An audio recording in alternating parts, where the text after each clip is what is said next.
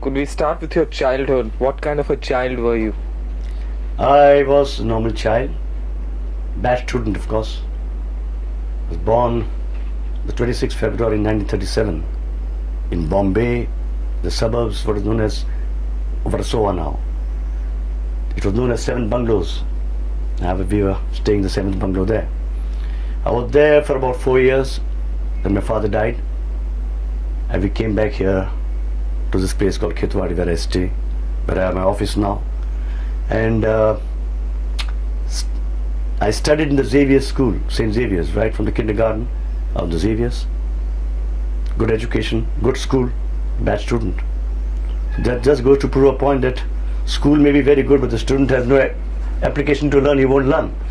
Instead, I played cricket. I was a school captain for the Giles Shield, played a lot of cricket, table tennis, badminton, and I gave credit to my mother, who gave me all the facilities, who never made me feel the loss of my father, gave me all the comforts, everything that I wanted to do in life I could do thanks to her. And a good childhood, normal childhood, very playful.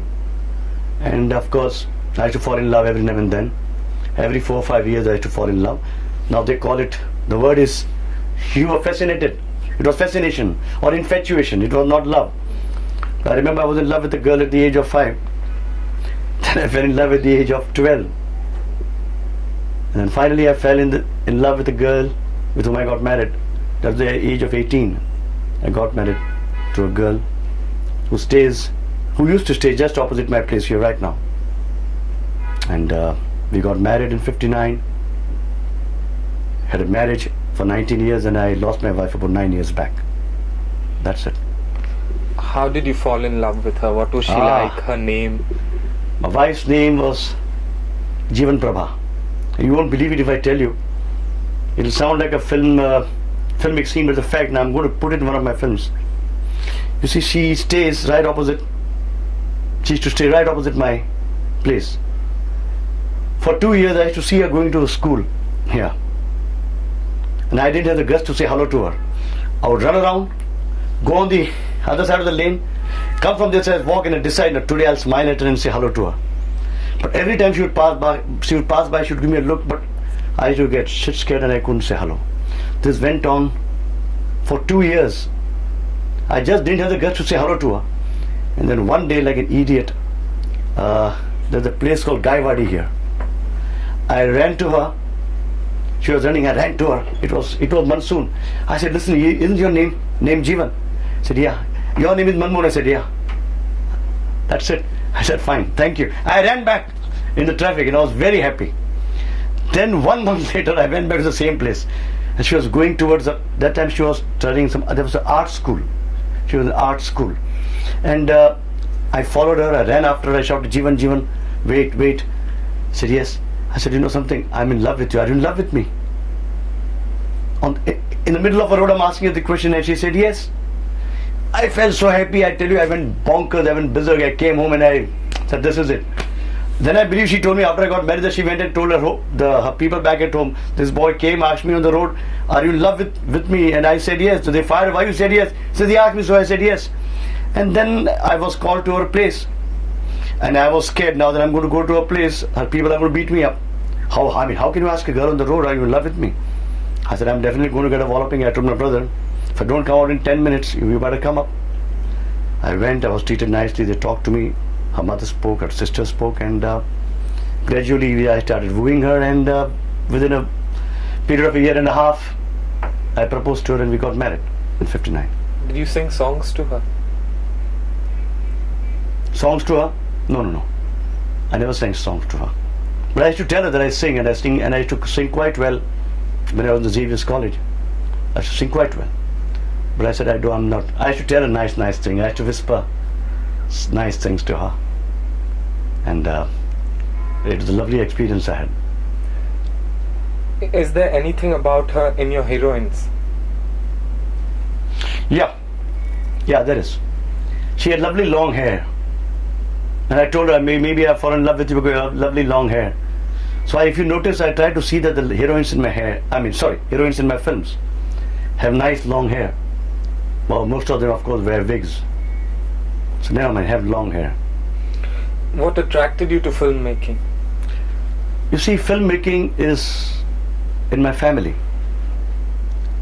Our family dates back to 1931 when my father, late Mr. Kikubai Desai, he produced about 32 films. Of course, they were stunt films.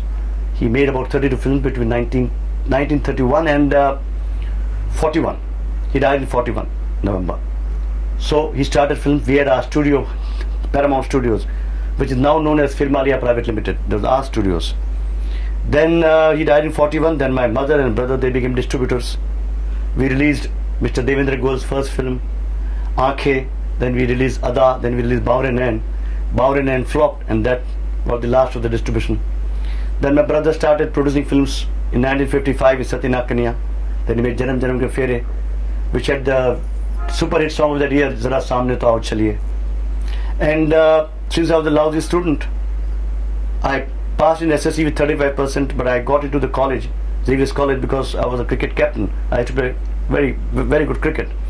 But then instead of playing cricket in the college for 2 years, I was chasing girls. And I was wooing my wife. So they threw me out of the college. So I told my brother, no, look, I want to college and I want to join films. So I became an assistant director to my guru, Mr. Bahubali Mistry, who was directing for my brother, Samrat Chandragupta.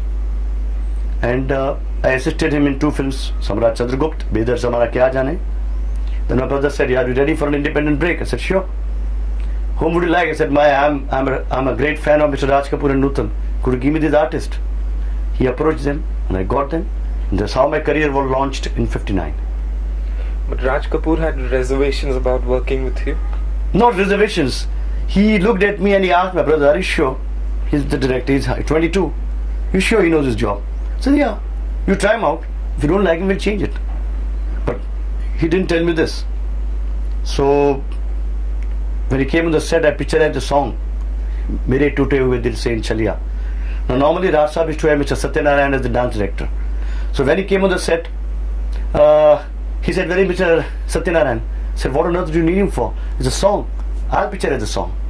So you? I said, yeah. I said, I've studied you so well in Avara. I've seen your Avara 14 times. I've been seeing your films. I'm a great fan of yours, so I'll know what expressions I want of you. So I pictured as a song at Central Studios, which is the air conditioning market now. I pictured it in 3 days, no dance, nothing. And I was bubbling with, our youth on my side. And I pictured the song in 3 days. Beautiful taking, beautiful expressions I got. I said, look, you stood in that film, this expression. In Avara you did this, I want that expression. Then my brother had the song edited. He took it to RK. He showed it to Raj Sahab. And I believe he saw it 4 times. At that time he was working in some films of Mr. Nanda, Mr. R.C. Talwar, and these people. He showed them the songs. He said, look, this is the boy, this is the work of a boy of 23-year-old. No dance, nothing. He said, your brother is on. That's when I came to know I was almost on a trial basis. Could you give us a little demonstration of what you did? Demonstration of what I did? What were the exact movements? Oh, I should tell him, look, I want you to do what you do always. Like you sang that song, said, मेरे टूटे हुए दिल से कोई तो आज ये पूछे कि तेरा हाल क्या है, कि तेरा हाल क्या है. So I said, look, you do what I'm saying, but I'm doing what you used to do in Avara. So please do what I'm doing. And I copied his hand movements. He used to watch me. He said, you have really studied me well. I said, yeah, I have. I said, do this way, do that way, and I pictured the song. And most of the songs in Chaliya later on, also a lot of songs I did on my own. Then of course I got Mr. Satyanarayan for certain songs where he had to do movements. But the film didn't do well. Film was more appreciated in the trade and the press. The box office did quite well, but I got a lot of appreciation for the film. How come you were jobless after it? Yeah, that's a nice question. I was jobless after that. We made a film called Bluffmaster. We had stars problem then. I wouldn't like to name the stars now, it's an old story. The film was 8 reels completed, and then certain people wanted the film to be scrapped, to be reshot in color. Because Jangi was released then in color, it had become a big hit. My brother said we can't make it in color. Then my brother ran into a lot of financial problems. We had signed Dilip Kumar. For 2 years he backed out for some reasons best known to him. No regrets. Then somehow with great difficulty we had to complete that film. And it was an unfinished film, Bluffmaster, that was released. And I would like to mention, if not for the cooperation of Mr. Shammi Kapoor, that film could not have seen the light of the day. It was thanks to his cooperation we could complete that film. And you know, an incomplete film, when I was not satisfied at all, the film didn't do well. And as they say that you're as good as your last film, people forgot about Chalia. And there I was back with no work. This very building when I'm sitting here now, I had to reside down the ground floor. I had to sit at the window for months and months together waiting for a producer to come. I remember one Mr. T.M. Bihari approached me for a film. He gave me 100 rupees signing amount. I was very happy. He said, I'll give you another 400 more within a day or two. I waited and waited. I should tell my wife, look, our producer's coming to have some lunch ready, have something ready. He never came. So the 100 rupees signing amount given to me way back in 61, 60 is still lying with me. Very funny. Once I met him, I was getting afraid to meet him. I said, do you remember me? You gave me 100 rupees. Don't ask the refund because if you calculate interest, it'll be a lakh of rupees now. He was laughing. So I had no work for about 3 years, 4 years. Then I used to write script. I wrote the script of Rajkumar. I wrote the script of Ada with my friend Mr. Vinubhai Kothari. We had a lot of time on my hand. And then I had an offer to direct a mythological film. My wife said, no, no way. Once you get branded in the mythological, you won't be able to get back into social. We'll manage our household somehow. We'll find out, we'll fight out. We'll sell anything we have, but you don't wait, a break will come. And then thanks to my friend Shammi Kapoor, he offered me a film called Badtameez. It was an incomplete film because the late Bhagwan Das Verma died. And he asked me to complete it. And I got going with that film. I completed that film, changed the script, completed. And thanks to Shammi, I got a film and the film did fairly well. I was back again in business. In that I met, during the making of the film, I met an actor called one Mr. Kamal Mehra. He offered me his film called Kismat. And that's how things started rolling. And I made a film called Vada. That was about 8 years completed. It was the most brilliant script. One of the most brilliant scripts ever to have hit the Indian screen. I would have said that. After Mother India and Andas, they would have said one of the most brilliant scripts. But that film was not destined to see the light of the day. After 8 reels, it was scrapped. The producer couldn't make it. But if you see the 8 reels now, they are mind-boggling. And what I am little today, Manmohan Desai, I could have been then with that film. But I was not destined to be this Manmohan Desai. I had to wait till the 70s to become this Manmohan Desai. What was Vada about? It was a love triangle, beautiful love triangle. I shot with Shashi Saira and this is Jitendra. 2 boys, 1 girl. It was more or less like Fanny. He falls in love with a girl. I mean, Fanny, the boy is thought to be dead. She gets married again. The first husband comes back. Here I had a sequence of Pakistan. I had shot this portion indoors. When Shashi Kapoor gets married to Saira, he's swept up in the river Jhelum. And even now, River Jhelum, the logs of wood, they go to Pakistan. He's swept away and he goes to Pakistan. There he's captured, he's held as a spy. He can't come back for 2 years. Here Saira Banu is in a family way. This girl, her name is Sonali. And she gets married to an army officer called this chap, played by Mr. Jitendra. So what's so unusual about this? It's a lovely story then, in 67, mind you. Later on, they made a film on this basis called Ek Ful Do Mali, and which was a runaway hit. It was a lovely script, lovely emotional script it had. What were the highlights of one, Bluffmaster, and second, Badtameez? Bluffmaster, one highlight, Govinda. Nobody before, nobody since had the guts to picture Govinda Ala Re Ala in the streets of Bombay. The very streets you are seeing down here now are pictured with Shammi Kapoor in the very streets of Gaiwadi, Thakurwadi, Khetwadi, all these lanes and by lanes. We shot live this song without a dance master. I had no dance master, only Shammi and I, we managed the song, and we did that sequence into the major highlight in the film. Many people did that in color later on. No way it would come anywhere near that. Badtameez had nice songs, picturized them well, good situations, well picturized. I shot all the songs of Badtameez myself, because the producer had no money to pay for the dance director. So I did it myself. And did fairly well. I believe the film did fairly well, otherwise I wouldn't have got offers. You put its heroine in a swimming costume. Yeah, I did it in Badtameez. That's right, I put Sadhna in a swimming costume. And Sun and Sand had just opened, I believe, the hotel. And we picturized a song there. So did you want to sell the sex angle? No. Didn't want to sell the sex angle. Didn't want to sell. It was supposed to be a light comedy. As a young man, what were you like, say in your teenager? You see, I had a problem. I was a stammerer in my childhood. And we were stammering by imitating. One of my cousins was a stammerer. So I became a stammerer. And a very big complex regarding the stammering. But then when I met my wife, to be, I was in love with her, as I said, in my SSC. I said, one day I'm going to meet her. I'm going to talk to her. So boy, get out of the stammering. So somebody suggested me a clinic at Ghatkopar, Dr. Rami's clinic. During the May vacation, I went there to that clinic. There was a speech therapy. I took that and I got out of the stammering. And I was okay within 5-6 months. But your personality was the same as it is now? Yeah, it's absolutely the same. I was always flamboyant, carefree, playful, excelled in sports, cricket, love for cricket, and an eye for beauty. Like what beauty? Beautiful girls. Who were the other girls you fell in love with? Can't name them, they're married now. What was your first crush like? Who was the girl? Oh, you can't believe my first crush. As I said, I was in love with a girl at the age of 5. That girl, poor girl, didn't even know. I was in kindergarten, had to come and tell home and to my mother and my friends, I'm going to get married to a girl named so and so. They should laugh. That girl she was in my class, I didn't know her.